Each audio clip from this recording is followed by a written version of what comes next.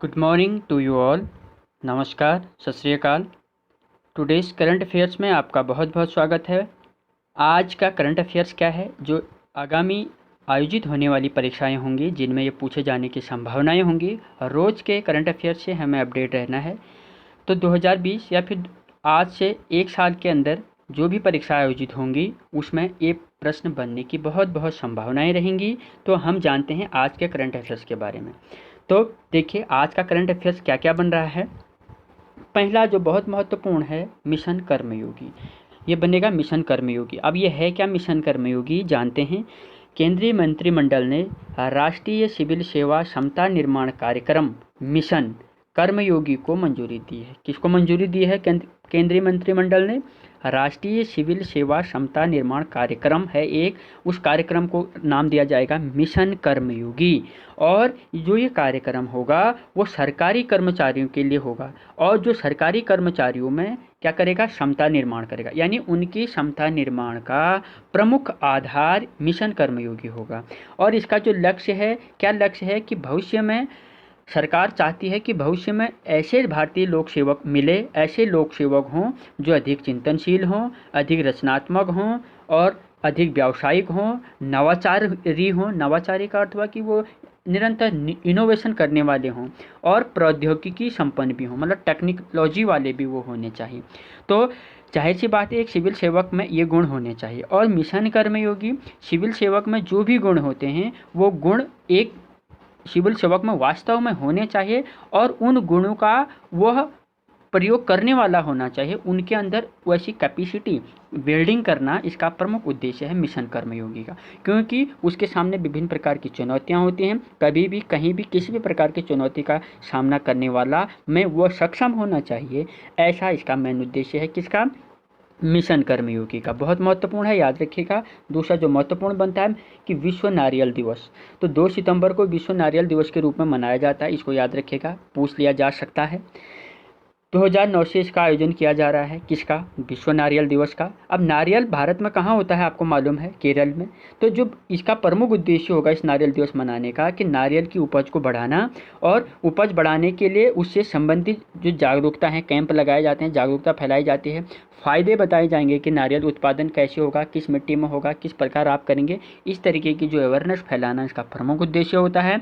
और केरल जो है वो भारत का सबसे अधिक नारियल उत्पादन करने वाला एकमात्र राज्य है, सबसे ज़्यादा। ठीक है, अन्य भी करते हैं लेकिन केरल सबसे ज़्यादा करता है। कारण है क्योंकि केरल में लेटेराइट मिट्टी पाई जाती है जो कि नारियल की फसल के लिए बहुत ही महत्वपूर्ण होती है। और मालाबार तट है वहाँ, जो जहाँ से भारत में मानसून आता है। मालाबार तट आपको मालूम होगा केरल में, वहीं से भारत में मानसून प्रवेश करता है। इस बात को आप याद रखिएगा। और जो ये विश्व नारियल दिवस है इससे संबंधित ये जानकारी आप अच्छे से जानिएगा। अब आगे क्या बन रहा है? वैश्विक नवाचार सूचकांक 2020 बहुत महत्वपूर्ण है। ये नवाचार सूचकांक उसी तरीके का है जैसे अभी हम मिशन कर्मयोगी में बात कर रहे थे, तो कहीं ना कहीं इसका भी उससे संबंध है। देखिए कैसे है, क्योंकि इस सूचकांक को विश्व बौद्धिक संपदा सूचकांक द्वारा तैयार किया गया है। किसने किया तैयार? विश्व बौद्धिक संपदा सूचकांक ने।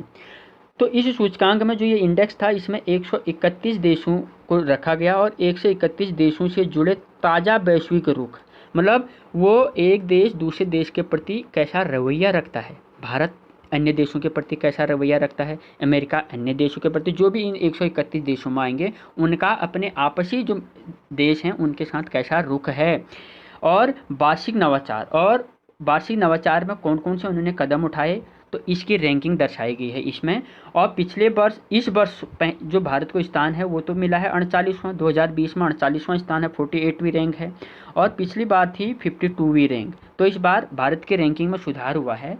ठीक, इस बात को ध्यान रखना, यानी भारत अंडर 50 में जगह बनाने में सफल रहा है। तो वैश्विक नवाचार सूचकांक आप याद रखिएगा, ये प्रश्न में बन सकता है एग्जाम में। अगला प्रेस ट्रस्ट ऑफ इंडिया, बहुत महत्वपूर्ण है प्रेस ट्रस्ट ऑफ इंडिया। अब क्या है देखिएगा, अवीक सरकार को प्रेस ट्रस्ट ऑफ इंडिया का नया अध्यक्ष चुना गया है, इसलिए ये चर्चा में है। नए अध्यक्ष कौन है? प्रेस ट्रस्ट ऑफ इंडिया यानी पीटीआई। ठीक है, कौन है? अवीक सरकार को चुन लिया गया है, और ये विजय कुमार चोपड़ा की जगह लेंगे। मतलब इससे पहले कौन थे? विजय कुमार चोपड़ा। लेकिन अब जो अब एग्जामों में पूछा जाएगा कि प्रेस ट्रस्ट ऑफ इंडिया के कौन है, तो अवीक सरकार आप सही करेंगे।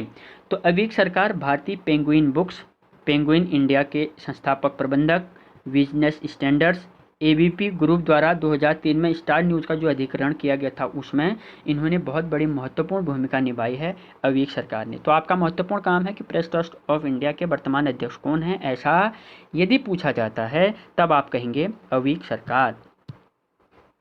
अब देखिए, प्रेस ट्रस्ट ऑफ इंडिया क्या है, भारत की सबसे बड़ी समाचार एजेंसी है, सबसे बड़ी समाचार एजेंसी है जिसकी स्थापना 27 अगस्त 1927 को की गई।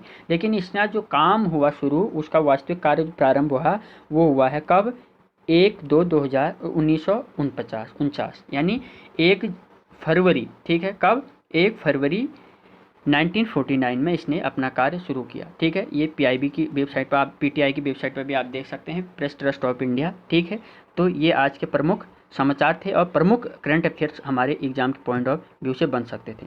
और आज आपको एक अभ्यास प्रश्न दिया जा रहा है, आप इसका आंसर कमेंट करके करना न भूलें। भारत कब तक 100 मिलियन टन कोयला गैसीकरण के लक्ष्य को प्राप्त करना चाहता है, इसको आप याद रखना। यह आज का अभ्यास प्रश्न है और इसके ऑप्शन पहला है 2025, 2030, 2022 या फिर 2035। इसका सही आंसर क्या है आप कमेंट बॉक्स में देना बिल्कुल न भूलिएगा। और इस चैनल को सब्सक्राइब, शेयर और जो बेल आइकन है इसको प्रेस करना नहीं भूलें, क्योंकि इसको बेल आइकन को प्रेस करोगे तभी जो रोज़ करंट अफेयर्स की वीडियो हमारे द्वारा डाली जा रही हैं या किसी भी विषय द्वारा डाली जाएंगी तो वो आप तक पहुंच जाएंगी। आपने सब्सक्राइब किया, बेल आइकन प्रेस नहीं किया तो आप तक उस सूचनाएं पहुंचने में देरी लगेगी। तो तुरंत आप तक सबसे पहले पहुँचे, इसलिए आप इसको आइकन को प्रेस करें। लाइक करना बिल्कुल न भूलिएगा, शेयर करना बिल्कुल नहीं भूलिएगा। तो आज का करंट अफेयर्स यहीं पर समाप्त करते हैं। आप अपनी तैयारी करते रहिए। Thank you, God bless you all.